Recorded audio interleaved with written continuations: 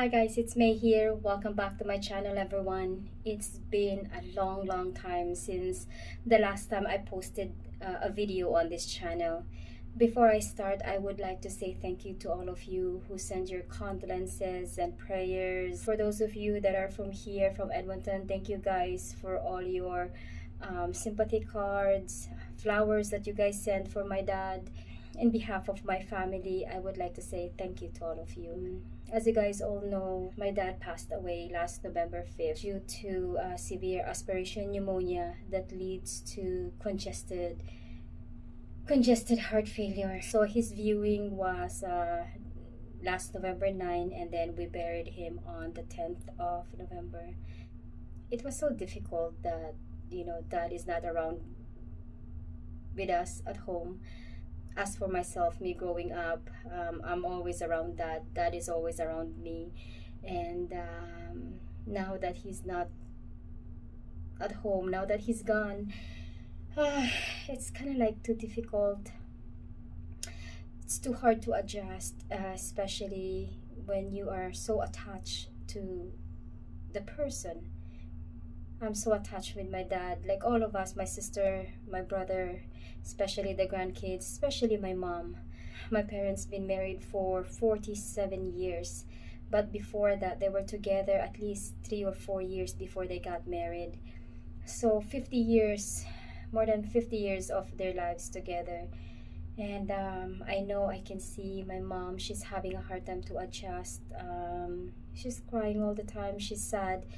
And dad only passed 20 days, but I see a big difference from my mom. I don't know, for me, I told my sister yesterday that she looks so old now, like she aged so fast. Oh, sorry friends, I'm here at work right now. We buried my dad Tuesday. I went back to work Friday right away because it's too difficult for me to stay home. I see my dad every corner of the house, and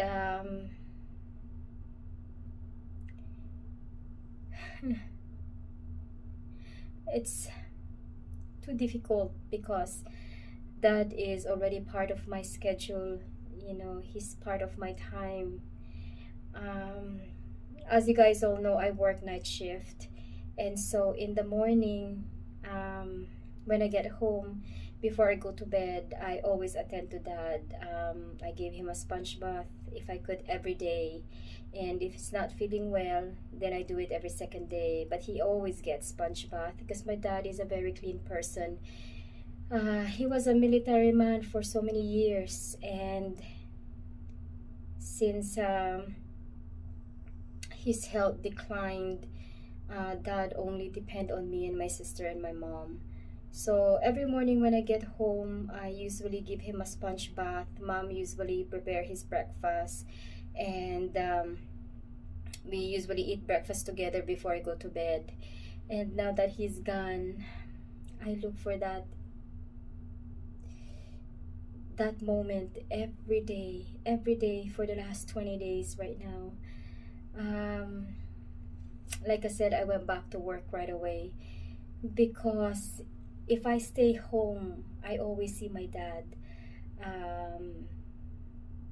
Sometimes when I pray, I feel like he's just beside me, or he's just behind me, or I know he's close to me.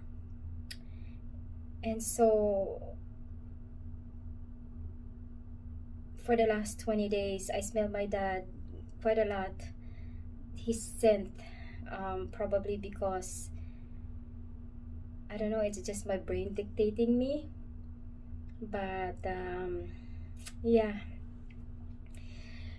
So July 28, when dad first got admitted to Royal Alec, he was just there for 2.5 days, and we decided to take him out. We took him out against medical advice, and since dad always wanted to be home, so we treated him at home. Me and my mom always attend to him.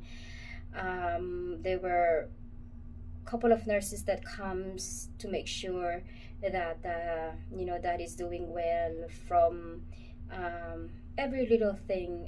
My dad has 4 case manager because he is under home care and under palliative care. Here in Canada, they have those kind of stuff that if a loved one wanted to pass home, especially the ones who doesn't want to stay in the hospital, then there is a home care that you can call so that nurses can come to your house, physiotherapists. And my dad, I don't know, I guess the good Lord has been so good to my dad, because even on his last days here on earth, my dad never suffered pain. He never complained of pain. The only thing that he complained was he wanted to get up right away. So my sister, she usually say, "Oh, just wait for a minute, bang, because Shing, at home I'm not May, and I don't use my first name, my real name. All of us, we have our own Chinese name. So at home I'm always Sheng. Some of my uncles, they call me Ching." So that's what my sister said. My sister is Sharon, but she's always been Shan. And my brother is Jerry, but we always call him Ken. So my sister kept telling him that Shing is not home yet, just wait a little bit. But when you talk about pain, especially on the stage that he was in, like he was edematous from upper back all the way down to his feet. Edematous means his body is full of fluids, and most of his extremities, like the hands and the arms and the legs, they were all swollen and cold. So yeah, I never heard my dad complain of pain. I always ask him every single day if he's having pain, and he always say, "No, I don't have any pain." And I know the good Lord has been so good to him, because even if he was on his last breath, he never experienced pain. And until at this very moment, I can't forget how my dad took his last breath, because he died in my arms. I was hugging him, and all the families were around him. And he passed with all the people that he loved surrounded him. Yeah, I was hugging my dad when he passed away.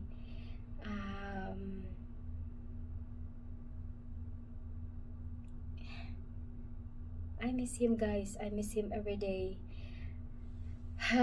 Since I came back Thursday until now, I didn't had my night off yet, so I took a lot of shifts. I have a lot of overtimes right now, is because I rather work and keep my mind and myself occupied rather than staying at home.